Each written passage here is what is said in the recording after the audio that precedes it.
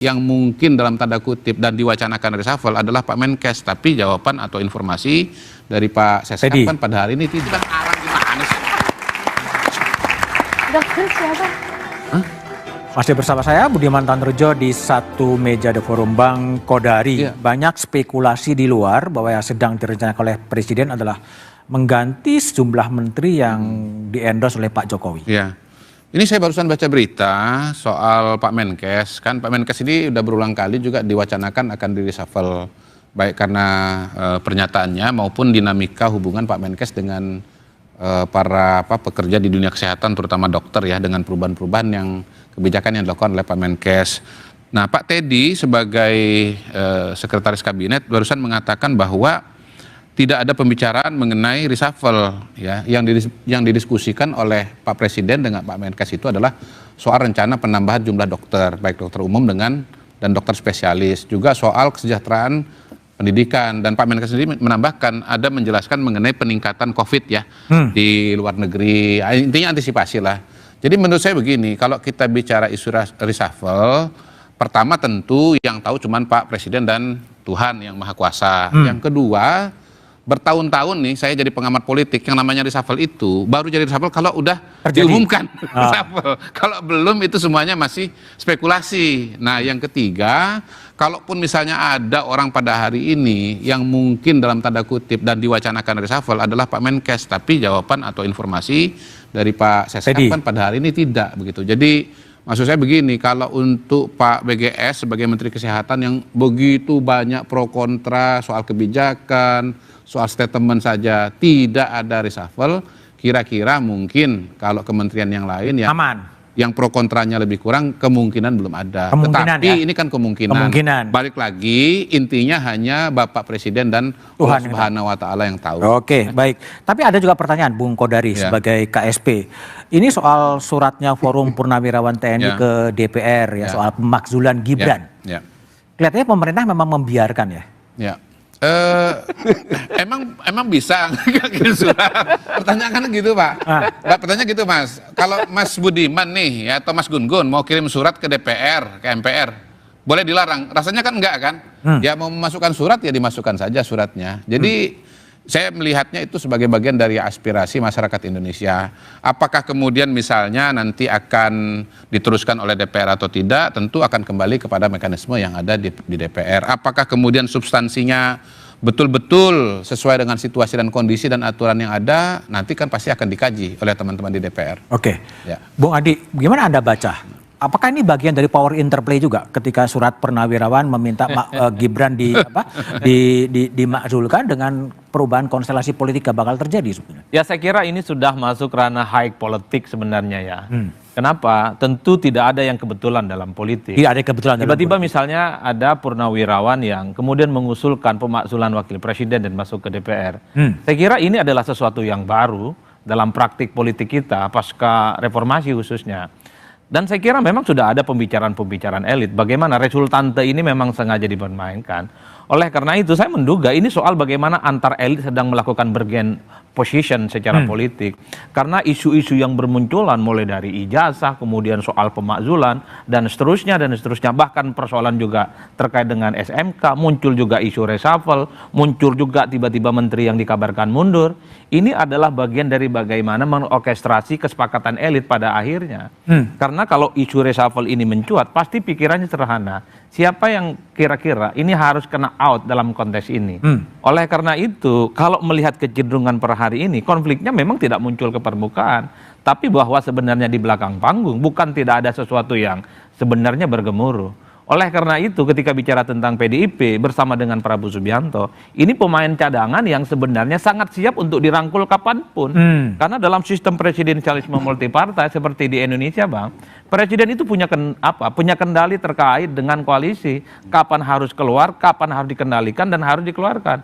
Dulu zamannya SBY misalnya, PKS karena nakal, sering bermanuver, susah diatur, dikurangin menterinya. Tidak harus dikeluarkan semua, dikurangi menterinya, masukkan 8. Begitupun dengan Golkar yang saat itu ketika begitu banyak kebijakan-kebijakan SBY yang juga diprotes, dikena penalti juga. Meski tidak dikeluarkan secara simplistis.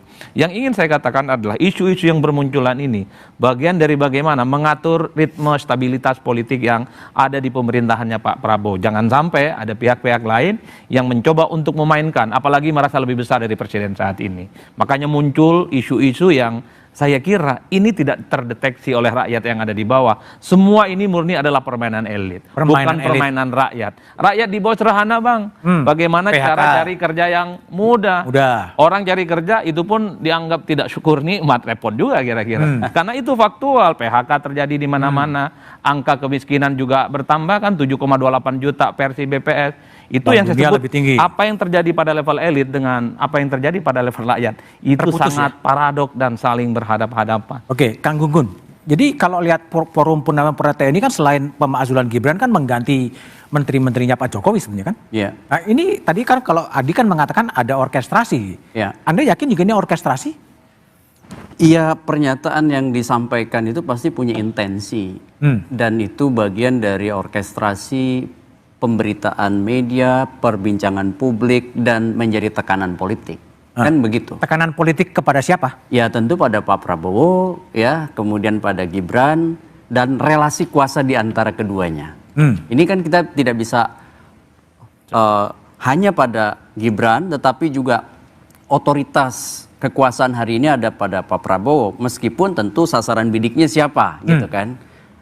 Tentu saya melihat bukan Pak Prabowo. Ya, proses ini ada dua hal. Pertama, kita harus posisikan dalam konteks real politik. Tadi saya sedikit mengoreksi Bung Kodari. Dalam politik, saya melihat bahwa relasi kuasa itu tidak pernah bersifat linier, searah, tetapi bersifat resiprokal. Makanya selalu dalam real politik ada yang disebut dengan ZOPA atau Zone of Possible Agreement dalam batas-batas yang menurut saya masing-masing bisa menolerir dirinya. Termasuk ya, tadi udah saya katakan Bu Mega dengan Pak Prabowo misalnya, tidak ada psychological barrier, tetapi selalu ada gerbong yang kemudian dihitung oleh masing-masing, termasuk oleh Pak Prabowo dan oleh Bu Mega. Sehingga selalu ada perjumpaan itu, ada hitung-hitungannya juga, selain tentu nilai ideal dari politik, seperti misalnya kesamaan ideologi, kesamaan nilai, kesamaan di bawahnya tentu ada kesamaan kepentingan. Nah, termasuk juga menurut saya Mas Bud itu soal bagaimana membaca para elit termasuk para purnawirawan itu bergerak. Itu kan tidak bisa dibaca linear, selalu ada pola yang kemudian kita katakan terhubung dengan dinamika politik kekinian. Contohnya misalnya, apakah ada kepuasan terhadap misalnya posisi Wapres hari ini? Ini kan menjadi pertanyaan. Dan apakah kemudian harus dibaca juga linear, ujungnya adalah benar-benar turunnya Wapres, atau ini sekedar misalnya menjadi semacam public pressure? Mengingat misalnya proses yang panjang dalam konteks pemakzulan, tidak seluruhnya ending dari sebuah cerita itu adalah hasil, melainkan juga dinamika isu yang kemudian dinaikkan. Itu kira-kira. Ya. Mbak Putri Komarudin, pertanyaan saya, ketika pemakzulan Gibran ini yang pertama kali mendorong Partai Golkar ya, Ketua Umum begitu Airlangga yang kemudian mengusulkan Gibran sebagai wakil presiden. Posisi Golkar sekarang terhadap surat dari Forum Purnawirawan TNI gimana? Ya. Saya rasa kalau soal Mas Gibran ini kan kita sudah melewati proses yang panjang dan sudah clear waktu itu pasca diumumkannya beliau sebagai wakil presiden terpilih dari Pak Prabowo. Jadi kalau untuk case itu sebenarnya menurut saya sudah tertutup lah diskusinya, sudah selesai, sudah panjang dan waktu itu sudah selesai kita diskusikan. Posisi Golkar pada hari ini adalah kita mendukung pemerintahan dari Pak Prabowo dan juga Mas Gibran dari kemarin terpilih KPU sampai dengan 2029 nanti, dan menteri-menteri kami juga bekerja dengan sangat baik untuk memastikan bahwa apa yang menjadi kebutuhan rakyat hari ini yang tadi Mas Adi bilang untuk kebutuhan lapangan pekerjaan, pertumbuhan ekonomi dan lain-lainnya itu benar-benar bisa terjawab. Jadi daripada kita sibuk untuk memikirkan apa yang menjadi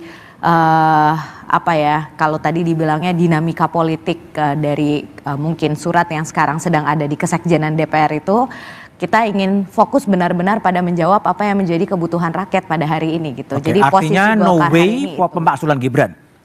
Artinya adalah kalau suratnya itu kan memang karena sudah masuk di DPR, sekarang posisinya di Kesekjenan, tentu akan diproses oleh pimpinan. Jadi kalau itu nanti hal yang berbeda. Tapi kalau posisi Golkar pada hari ini adalah bagaimana kami bisa mendukung pemerintahan Pak Prabowo dan Mas Gibran sebaik-baiknya, menjalankan tugas menteri-menteri kami sebaik-baiknya, dan tentu dari DPR juga kita mendukung apa yang menjadi kebutuhan dalam sisi anggaran, pengawasan tentunya, supaya sampai ke bawah ini program-program Pak Prabowo yang sifatnya sangat kerakyatan itu bisa terrealisasi dengan baik gitu. Oke, Bung Sukur, terhadap surat dari Forum Purnawirawan TNI yang meminta agar Wapres dimasukkan, posisi PDI Perjuangan bagaimana? Ya, tadi sudah disampaikan Mas Kodari ya, artinya setiap elemen masyarakat ya, ini kan perwakilan rakyat. Perwakilan rakyat. Nah, bisa menyampaikan surat dalam bentuk apapun. Oke. Nah, tentu saja itu adalah hak setiap warga negara atau organisasi. Itu poin pertama dulu. Nah, terus kemudian yang kedua, apakah itu nanti akan di follow up? Nah, tadi Mbak Putri sudah mengatakan, nah tentu nanti ini udah masuk ke pimpinan. Nah, nanti pimpinan tentu rapat akan diberikan kepada fraksi-fraksi. Ini masih panjang ini. Kemudian nanti fraksi-fraksi akan membahas. Nah, terkait dengan surat itu apakah akan dilanjutkan? Jadi terlalu dini kalau misalnya saya sampaikan ini akan di follow up atau tidak, karena ini masih sangat panjang sekali, Mas Budiman. Bisa dibahas, bisa tidak. Kan ya, bisa dibahas, bisa tidak. Tetapi saya sepakat yang disampaikan oleh Mas Kodari tadi, bahwa banyak sepakatnya terus sekarang ya. Karena kebetulan teman lama. Oh, teman lama. Jadi ya, dan juga tidak bertentangan cara berpikirnya. Artinya setiap orang berhak untuk menyampaikan surat organisasi kepada wakilnya. Itu adalah hak, dan itu tidak bisa dilarang oleh siapapun. Nah, tetapi saya katakan tadi, apakah itu nanti akan di follow up? Nah, tentu pimpinan DPR nanti akan berdiskusi. Nah, setelah selesai berdiskusi, apakah itu akan dilanjutkan kepada fraksi-fraksi. Nah, kemudian nanti fraksi-fraksi akan membahas seperti apa. Nah, tentu ini akan bergulir. Nah, ini masih sangat panjang sekali. Jadi saya belum bisa memberikan jawaban apakah itu akan dilanjutkan atau tidak. Yang paling sederhana kan nanti akan dikaji, Mas. Apakah ini memang wewenangnya ada di DPR atau di lembaga lain misalnya begitu. Kalau wewenangnya bukan di DPR, tentu kan DPR tidak akan mengerjakan karena memang bukan tupoksinya. Bukan tupoksinya. Iya, tentu kembali ke sana. Tapi kalau PDI Perjuangan sikap misalnya Bang Sukur Nababan sebagai anggota DPR, surat itu sebaiknya diproses, didiemin, atau diapain? Ya, kita baca dulu, kita lihat dulu. Saya belum baca, saya belum baca, saya belum lihat. Nah, tentu ya saya ngarang nih kalau saya komentarin ini, Mas Budiman. Belum baca? Belum baca, belum saya lihat. Belum lihat juga? Nah, artinya belum dikaji ini seperti apa bentuk suratnya dan apa isi suratnya itu juga belum tahu nih. Dan alasan-alasannya belum tahu nih. Nah, itu kan yang tentu saja nanti akan dikaji, dilihat oleh pimpinan DPR, apakah itu diteruskan kepada anggota. Mungkin diperiksa dulu apakah surat ini autentik atau tidak. Forensik dulu ya, betul atau tidak ya. Itulah percakapan elit. Tapi bagaimana dengan situasi rakyat sekarang? Jawabannya setelah jeda berikut ini.